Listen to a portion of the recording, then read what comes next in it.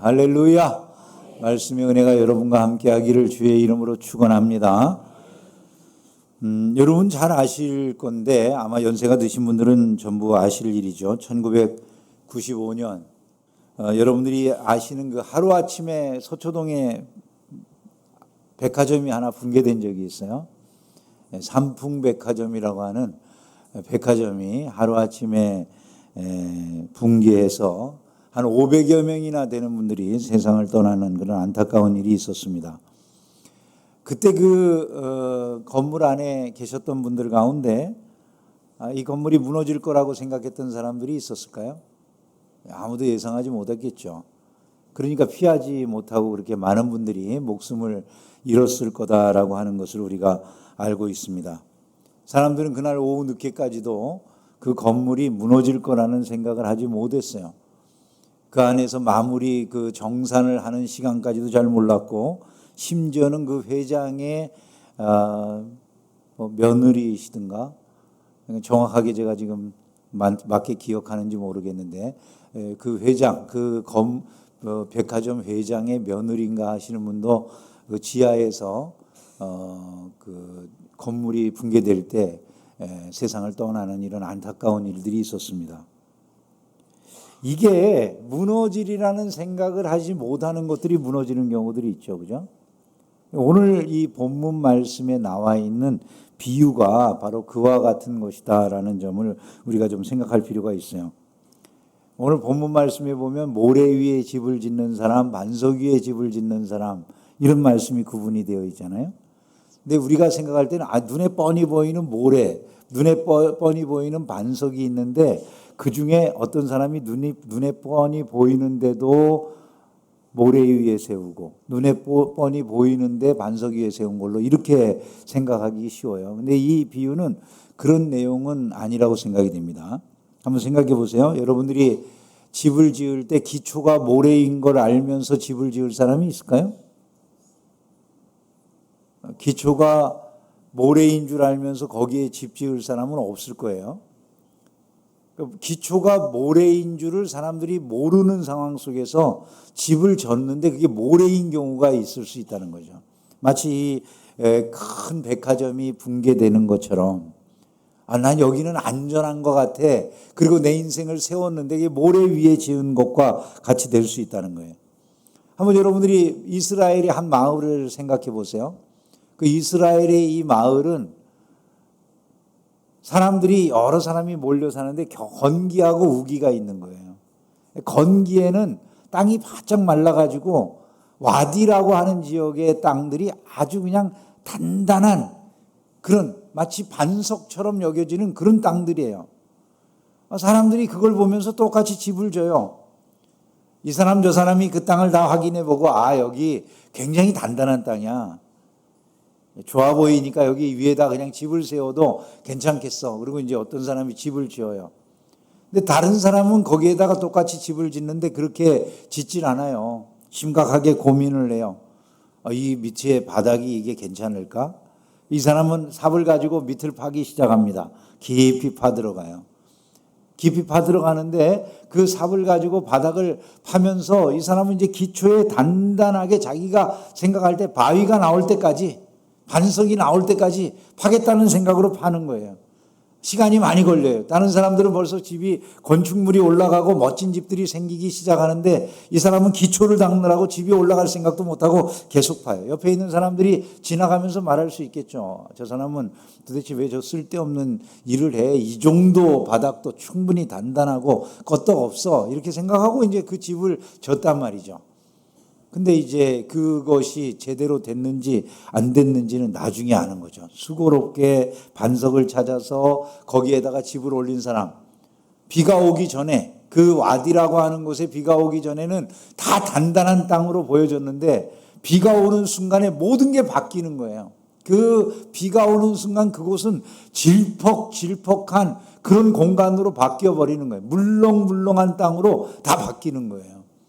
그 순간에 나머지 집들은 자기네들이 단단한 터 위에 집을 지은 줄 알았는데 이게 단단한 터가 아니라는 걸 알게 되는 거예요. 이게 다 휩쓸려 내려가고 결국 큰 물이 나는 순간에 집도 다 무너지는 거죠. 오직 흔들리지 않는 건 땅을 깊이 파 들어가서 거기에다가 기초를 둔 반석 위에 집을 세운 그 집만 흔들리지 않고 서 있게 된다는 거예요. 예수님이 하시는 말씀은 마치 이와 같다라는 점을 우리가 생각할 필요가 있다는 것이죠. 사람들이 첫 번째로 우리가 인식해야 될 게 이겁니다. 자기가 서 있는 자리를 모래로 알고 집을 세우진 않는다는 거예요. 모래로 알고 집을 세우진 않는데 다 나름대로는 이게 단단한 땅이라고 생각을 해서 집을 세웠는데 주님이 보실 때 그렇지 않은 곳들이 있다는 것이죠. 오늘 말씀의 앞에 보면 마지막 심판 자리에서 사람들이 하는 말들이 나와요. 주여, 주여, 우리가 주의 이름으로 선지자 노릇을 하고 귀신을 쫓아내고 많은 권능을 행하지 아니하였습니까? 이렇게 말을 해요. 이 사람들은 자기네들이 인생의 집을 세우는데 단단한 땅에다가 세운다는 생각을 가지고 집을 세우는 거예요. 나는 주님의 이름으로 선지자 노릇도 하고 주님의 이름으로 나름대로 귀신도 쫓아내고 많은 능력도 행하면서 뭔가 내가 주를 위해서 일을 한다고 생각하고 살아온 사람들이에요. 주님 앞에도 당당하게 이제 죄를 고백하러 나온 게 아니라 오히려 자기네들의 이력서를 내놓으면서 내가 과거 이렇게 멋진 인생을 살았다고요 라고 말하고 싶어하는 사람들인 거예요. 그죠? 근데 이 사람들에게 주님이 하시는 말씀이 무엇입니까? 내가 너희를 도무지 알지 못하니 내게서 떠나가라 이러시는 거예요. 이게 이제 모래라는 거죠, 결국은. 인생의 집을 세웠는데 모래라고 하는 건 다른 것이 아니라는 거예요. 결국 예수님 앞에 섰는데 아무것도 인정받지 못하고 그냥 다 떠내려가는 것에 불과한 것, 그게 모래라는 거잖아요. 그죠? 이 사람들은 자기네들이 모래 위에 집을 짓고 있다는 생각은 꿈에도 하지 못하는 거예요. 모래 위에 집을 지은 이 사람들이 나중에 예수님한테 우리는 그게 모래인 줄 몰랐어요. 사실 우리 눈에는 그게 단단한 땅으로 보였거든요. 우리가 몰라서 거기에 졌는데 그걸 우리한테 책임을 물으시면 되겠습니까? 잘 몰라서 그랬어요 라고 하면은 그걸로 여러분 내 집이 안 떠내려갈까요? 어차피 떠내려가는 거죠. 그죠? 그것을 내가 핑계를 댄다고 해가지고 책임을 지지 않게 되는 것이 결코 아니다 그 말이에요. 이 사람들이 하지 않은 일은 무엇일까요? 자기네들이 지금 현재 안고 있는 이 바닥이 더 깊이 파내려가서 이 깊은 곳에 제대로 된 반석이 있는가 그걸 확인해 보지 않은 거예요. 그죠? 이 토대가 흔들리지 않는 토대로 지금 분명하게 세워져 있는가라고 하는 걸 확인하지 않은 거다라는 것이죠. 그래서 종교개혁자 칼빈의 이야기는 이 본문을 두고 이런 말을 해요. 자기 자신을 깊이 부인할 만큼 인생에 대해서 파고 들어가지 않는 사람들의 그 모든 인생의 집을 짓는 게 다 모래 위에 짓는 거라는 거예요. 자기 인생의 기초가 어디에 있는지 그걸 깊이 파고 들어가 볼 수 있는 것, 이것이 너무나도 중요한 일이라는 것이죠. 우리는 많은 경우 자기를 정직하게 돌아다보는 일을 안 하려고 해요. 알 수 있는 기회가 없어서가 아니라 옆에 다른 사람들이 그렇게 하고 있어도 그거를 들여다보려고 생각을 안 해요. 많은 사람들이 주변에서 예수를 믿어요. 열심히 주님 앞에 충성을 해요. 그런데 나는 그걸 알아보려고도 하지 않아요. 그냥 내가 다른 사람들이 사는 것처럼 평범하게 살아가는 이거면 충분하겠지. 그리고 그냥 살아가는 거예요. 남들이 다 이런 토대 위에서 인생을 세우고 있으니까 나도 그렇게 세우는 게 아무런 문제가 없을 거야. 이렇게 생각하고 그 집을 짓는다는 거죠. 마지막 자기에게 무슨 일이 일어날지 그 기초를 받으러 가서 확인조차 해본 적이 없다 그 말이에요. 결국 우리가 확인해야 될 것은 무엇이냐면 내가 지금 서 있는, 내가 안전하다고 생각하는 이 땅을, 내가 서 있는 이 기초를, 내 인생의 집을 세워나가고 있는 이 기초라고 하는 것을 내가 깊이 내려가서 안전한지를 확인해 본 적이 있느냐는 거예요. 이게. 그럼 반석 위에 집을 세운다는 건 어떤 의미일까요? 반석 위에? 주님이 우리에게 이렇게 말씀하셨어요. 나의 이 말을 듣고 행하는 자, 그들이 그 집을 반석 위에 짓는 것과 같다. 이렇게 말씀했어요. 반석 위에 짓는다라고 하는 이야기는 예수님이 하신 이 모든 말씀을 듣고 행하는 자라는 얘기잖아요. 그러면 예수님이 하신 말씀, 지금 마태복음 7장 이 마지막 부분에 해당되는 이 부분의 말씀은 어디서부터 시작됐는가를 봐야죠. 예수님이 쭉 말씀하시고 나의 이 모든 말을 듣고 행하는 자, 그들이 반석 위에 집을 짓는 자야, 이렇게 말씀했으니까 그럼 예수님이 하신 말씀들을 거슬러 올라가서 어떤 말씀을 하셨는지를 생각해 봐야 되잖아요. 그러면 산상수훈의 이게 마지막 부분인 거예요. 산상수훈이 어디로부터 출발하는가를 찾아가 보면 돼요. 산상수훈은 어디로부터 출발하죠? 마태복음 5장에서 출발을 하는 거죠. 그래서 예수님이 산에 가서 앉으신 다음에 사람들을 이제 가르쳐서 가라사대 이렇게 하면서 말씀이 시작되는 거예요. 첫 말씀이 뭐죠? 심령이 가난한 자는 복이 있나니 천국이 저희 것이며 로부터 시작하는 거예요. 그렇게 해서 쭉 말씀이 이어져요. 그러면서 마지막 부분에 예수님이 해주시는 말씀이 뭐라고요? 내가 한 이 모든 말들, 나의 이 말을 듣고 행하는 자가 그 집을 반석 위에 세우는 자와 같다. 이렇게 말씀하셨어요. 그러면 우리가 이 말씀을 들을 때 이런 생각이 나겠죠. 아, 반석 위에 집을 세운다는 것은 열심히 가서 뭔가 예수님이 말씀하신 대로 심령이 가난한 사람이 되고 애통하는 사람이 되고 뭐 의에 줄인 사람이 되고 뭐 이런 삶을 살라는 그런 뜻인가 보다. 나도 그렇게 살아야 되겠다. 이제 이런 마음을 가질 수가 있잖아요. 그죠? 그렇게 열심히 살면은 될까요? 그게 제대로 된 이 산상수훈에 대한 이해일까요? 산상수훈을 제대로 읽으면 어떤 그 결론이 내려질 것 같으세요? 너희들이 가서 내 말대로 행하면 산다 그랬으니까 반석 위에 집을 짓는 거야, 그러죠.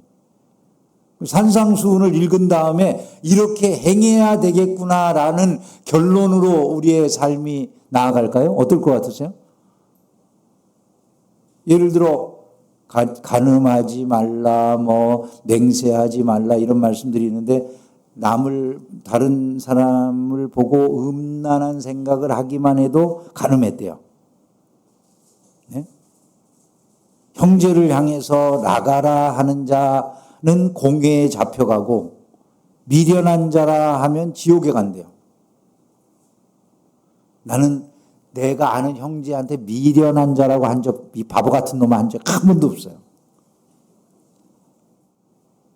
그런 말씀이잖아요. 뭐 내가 이렇게 천국 가기 위해서 하나님 앞에서 제대로 살려고 하면은 한 뺨 때리면은 다른 뺨도 때리라는 거예요. 한번 때려볼까요?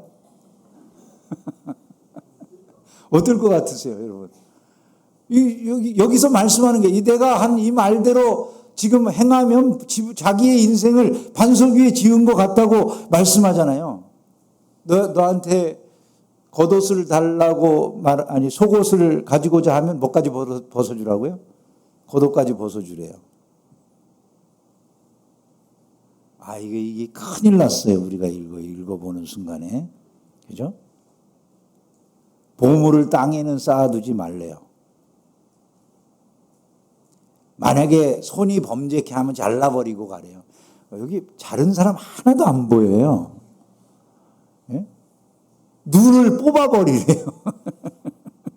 범죄케 하는 것. 여러분들이 지금 그렇게 사는, 여기 하나도 눈 뽑은 사람도 없고 그런데 다 괜찮아서 제대로 된 마음을 가지고 계셔서 그럴까요? 산상수훈을 우리에게 주셨는데 문제는 산에서 가르쳐 주신 이 모든 말씀이 우리가 행위로 지킬 수 있는 거라는 겁니까? 없는 거라는 겁니까?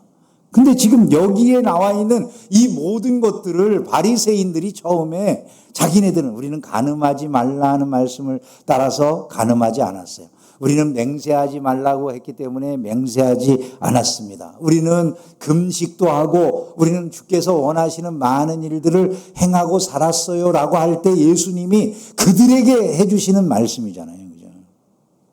그럼 결국 어떤 의미에 닿게 될 것 같으세요? 이 말씀은 결국은 우리가 우리의 내부를 심각하게 들여다보게 하는 거라는 거예요. 그게 바로 깊이 파는 거예요. 자기의 인생에 대해서 한번 깊이 그 내면의 그 가장 깊은 곳을 들여다봤을 때 우리가 서 있는 모든 토대가 우리에게 어떻게 보여져야 정상이라는 겁니까? 우리는 도무지 이 기초 아래서 인생을 살 수가 없습니다라고 하는 그 결론에 도달할 수밖에 없다라는 것을 말씀하는 거예요. 그럼 산상수훈을 읽고 제대로 된 결론에 도착하게 된다면 우리가 어떤 결론에 도달해야 된다는 것입니까? 예수 그리스도 한 분만이 우리 인생의 기초이십니다라고 하는 이 고백에 도달하게 된다는 거예요. 그리스도 한 분 외에 우리의 삶이 나라고 하는 자의 어떠한 것, 그것이 의든 공로든 그게 무엇이 됐든 간에 이것들을 의지하고서는 내 인생을 세울 수가 없습니다. 이게 바로 그 결론이라는 거예요. 내가 신앙생활 하면서도 신앙생활 자체를 하나의 공로로 여기기가 쉽거든요. 새벽 예배를 드리는 것, 헌금하는 것, 봉사하는 것, 이런 것들이 나를 구원하는 구원의 토대가 되리라고 생각을 하면 안 된다는 거예요.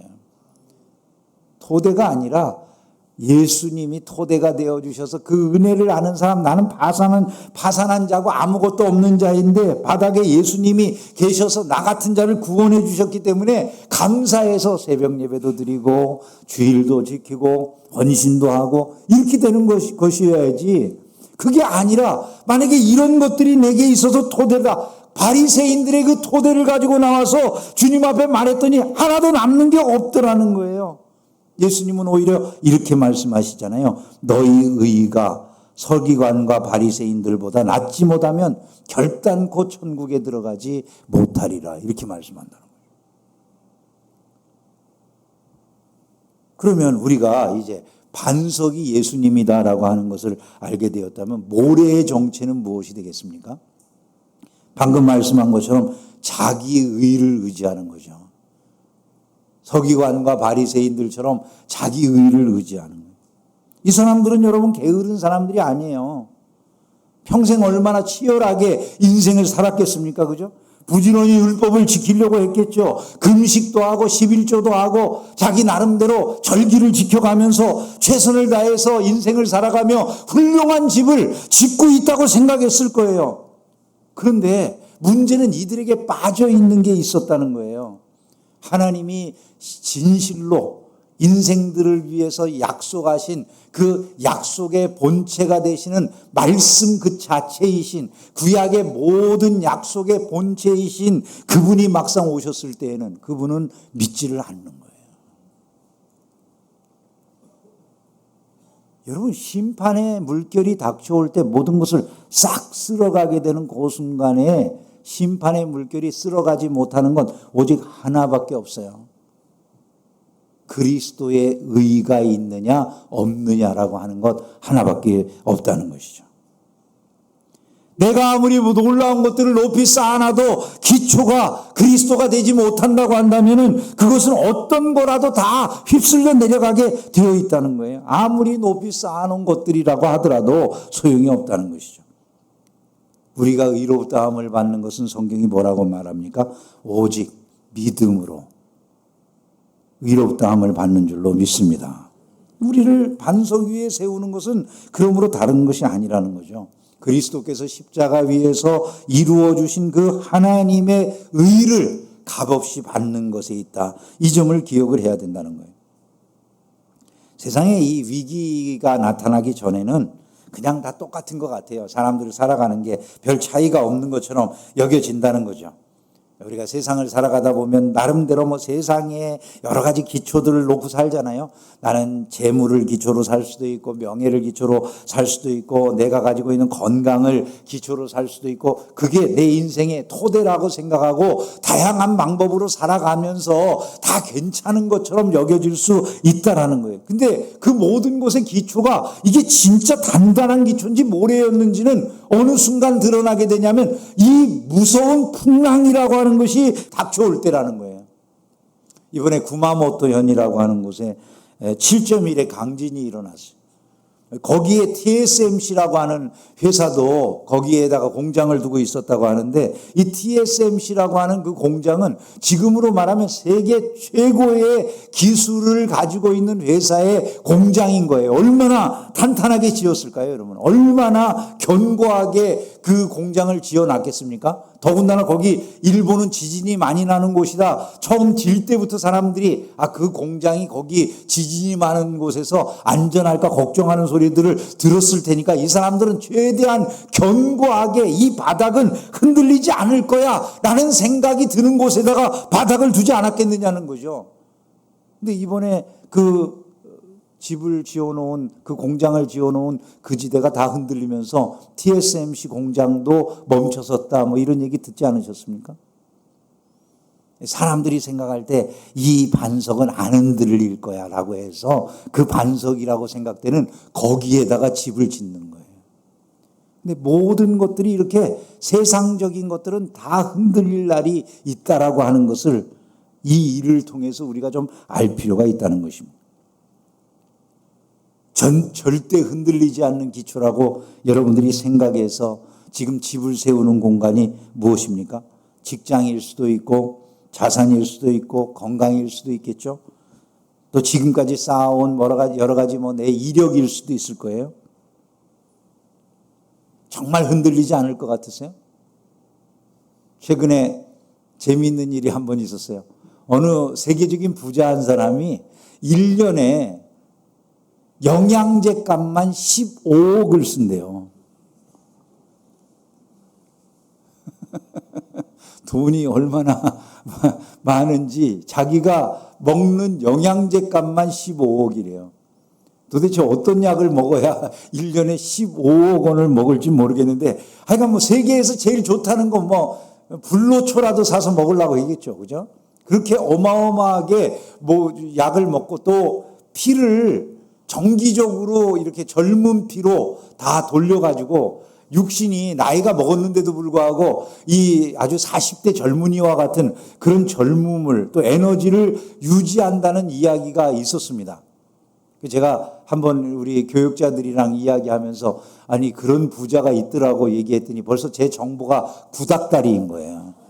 우리 교육자 한 사람이 이야기하기를 목사님 그 사람 자가 면역 질환에 걸려가지고 오늘 내일 한대요 그러더라고요. 15억씩 가장 좋은 의사들이 그 사람의 몸을 체크해주고 그러는데도 불구하고요, 그게 자기를 지켜주는 안전한 토대가 아니더라는 거예요.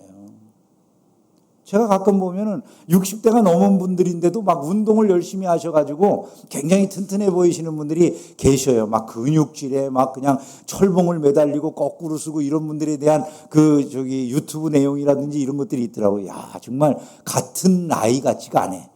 이 사람들이 어떻게 건강해 보이는지 너무 부러운 생각이 들기도 해요. 근데 이 사람의 토대가 그것밖에 없어. 만약에. 그 토대가 영원히 안 흔들리리라고 생각되세요, 여러분? 반드시 흔들리게 되어 있는 것입니다. 그냥 몇 년 유예가 될 뿐이죠, 몇 년. 그냥 몇 년 정도 유예가 될 뿐이지 그것 자체가 내 인생을 그냥 믿고 세울 수 있는 토대가 아니라는 거예요. 근데 사람들이 다 그렇게 생각한다는 거예요. 지금 건강하니까, 지금 돈이 있으니까, 지금 내가 명예가 있으니까, 내 자신이 권세를 가지고 있으니까 이것들이 나를 지켜줄 거라고 생각한다는 거예요. 여러분, 지금 우리가 살고 있는 이 세상이 내가 연금이 있으니까 나를 안전하게 해줄 거라고요? 여러분, 그런 것들이 여러분들이 안전을 의지할 수 있을 만한 것하고 정말 생각되세요? 세상이 어떻게 바뀌고 있는데요? 어쩌면 10년 후에는 우리가 알고 있는 세상이 아닐지도 몰라요. 왜 그러냐면 지금 우리는 인구 구조가 그래도 젊은이들이 좀 있거든요. 10년 후 1935년이 되면 60세 이상 인구가 우리나라 인구 전체의 3분의 1이에요. 지금 태어난 인구 구조로 지금 그냥 계산하면, 있는 그대로 계산하면 60대 이상 인구가 3분의 1이라고요. 근데 그 어마어마한 인구를 태어난 이제 한 명, 두 명 아이들이 다 떠받쳐야 돼요. 여러분 그게 가능할 거라고 생각하세요? 지금 연금 들어놓으면 나를 지켜줄 것 같잖아요. 모를 일이 될 수도 있어요. 토대라고요? 아닙니다. 그냥 지금 할 수 있는 일을 하는 것뿐이에요. 인생의 진짜 토대가 무엇일 것 같으세요?